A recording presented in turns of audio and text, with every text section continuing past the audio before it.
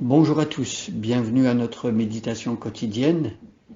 Et bien là, c'est vrai, nous sommes arrivés au dernier paragraphe du chapitre 1. Aujourd'hui, nous allons lire le verset 23. Or, dans le premier chapitre de 1 Pierre 1, il y a 25 versets. Donc vous voyez que d'ici 2 jours, nous aurons terminé le chapitre 1 de 1 Pierre. Quel beau parcours nous avons fait dans cette première lettre de Pierre. Pierre, un homme qui a appris de ses erreurs. Pierre qui a vécu des épreuves, des difficultés énormes. Il a renié son sauveur. Pierre a souvent dit des choses sans réflexion. Pierre, c'est un homme entier. Pierre a voulu être un leader et peut-être qu'il avait un peu trop confiance dans ses propres capacités. Peut-être qu'il pensait pouvoir obéir de ses propres forces. Et quand Jésus lui dit que tous les disciples vont l'abandonner, Pierre dit qu'il ne va pas l'abandonner, lui.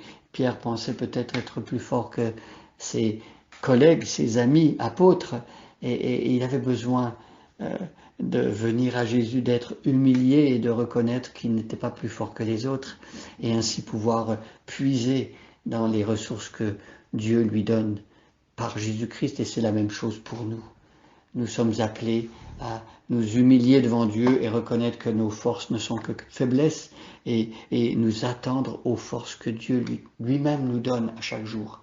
Je vais relire à partir du verset 17 et nous allons nous concentrer aujourd'hui sur le verset 23. Dans vos prières, vous appelez Père celui qui juge impartialement tout homme selon ses actes. Par conséquent, pendant tout le temps de votre séjour en ce monde, que la crainte de Dieu inspire votre conduite. Vous avez été libérés de cette manière futile de vivre que vous ont transmise vos ancêtres, et vous savez à quel prix. Ce n'est pas par des biens périssables, comme l'argent et l'or. Non. Il a fallu que Christ, tel un agneau pur et sans défaut, verse son sang précieux en sacrifice pour vous. Dès avant la création du monde, Dieu l'avait choisi pour cela, et il a paru dans ces derniers temps, ces temps qui sont les derniers, pour agir en votre faveur. Par lui, vous croyez en Dieu, qu'il a ressuscité et lui a donné la gloire, ainsi votre foi et votre espérance sont tournées vers Dieu. Par votre obéissance à la vérité, vous avez purifié votre être afin d'aimer sincèrement vos frères et sœurs. Aimez-vous donc ardemment les uns les autres de tout votre cœur. Et voici le verset pour aujourd'hui. Car vous êtes nés à une vie nouvelle, non d'un homme mortel, mais d'une semence immortelle, la parole vivante et éternelle de Dieu. Donc, tout ce que l'apôtre Pierre a dit au verset 22, au verset 23, on nous en donne l'explication. Pourquoi a-t-on été capable d'obéir à la vérité? Pourquoi avons-nous pu vivre cette purification de notre être intérieur? Pourquoi avons-nous commencé à nous aimer ardemment les uns les autres? Eh bien, le verset 23 nous donne la réponse. Car, parce que vous êtes nés à une vie nouvelle, c'est grâce à cette nouvelle naissance, c'est grâce à ce renouvellement profond, radical, à l'intérieur de nous. C'est parce que Dieu nous a donné un cœur nouveau, un esprit nouveau, que nous avons pu vivre tout cela.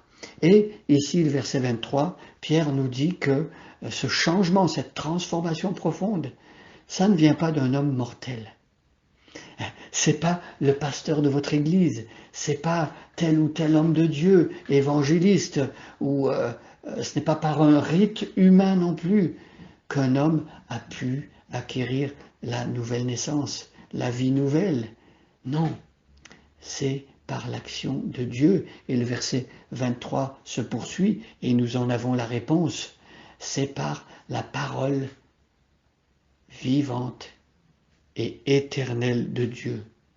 Comment naît-on de nouveau? C'est parce qu'un jour, la semence de vérité a été placée dans nos cœurs. Mes amis, lorsque nous partageons, lorsque nous disons, proclamons la parole de Jésus, cette parole est puissante en elle-même. Elle a un pouvoir, il y a la vie dans cette parole. Et quand cette parole tombe dans un cœur humain.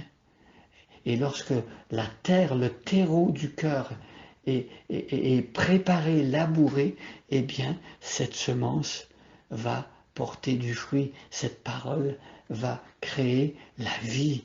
C'est une parole vivante et éternelle que Dieu nous a donnée dans le Nouveau Testament, dans la Bible, et en particulier dans l'Évangile. Et voilà, vous êtes nés à une vie nouvelle, non d'un homme mortel, mais d'une semence immortelle, la parole vivante et éternelle de Dieu. Permettez-moi de vous poser la question ce matin. Avez-vous reçu dans votre cœur la parole vivante et éternelle de Dieu? Est-ce que quelqu'un vous a prêché, proclamé l'Évangile?